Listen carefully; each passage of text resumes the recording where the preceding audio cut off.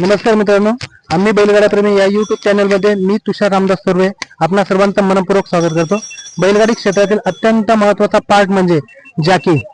तर आपल्याकडे आपण ज्यांची मुलाखत घेणार आहोत असे नामवंत बैलगाडा जॉकी म्हणून ज्यांची संपूर्ण महाराष्ट्रात नाही तर अखंड भारतामध्ये ज्यांचं नाव गाजलंय असे शाकीर दादा आपल्याकडे उपस्थित झाले। शाकीर दादा, तुमचं प्रथमतः आमच्या युट्यूब चॅनल मनापासून स्वागत। धन्यवाद।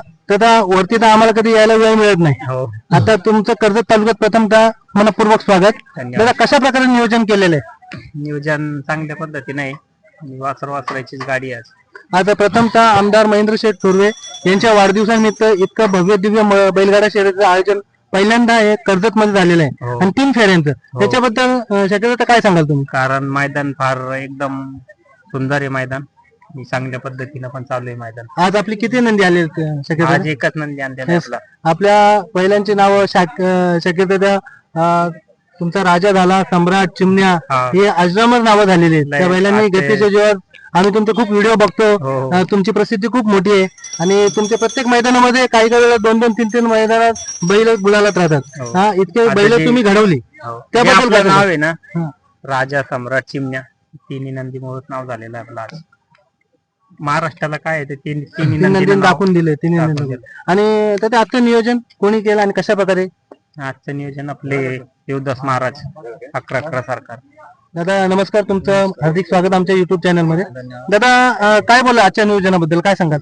नियोजन काय, आज चांगलीच गाडी पळवायची त्या हिशोबाने नियोजन केलंय आणि गाडी गोलाला तर 100%।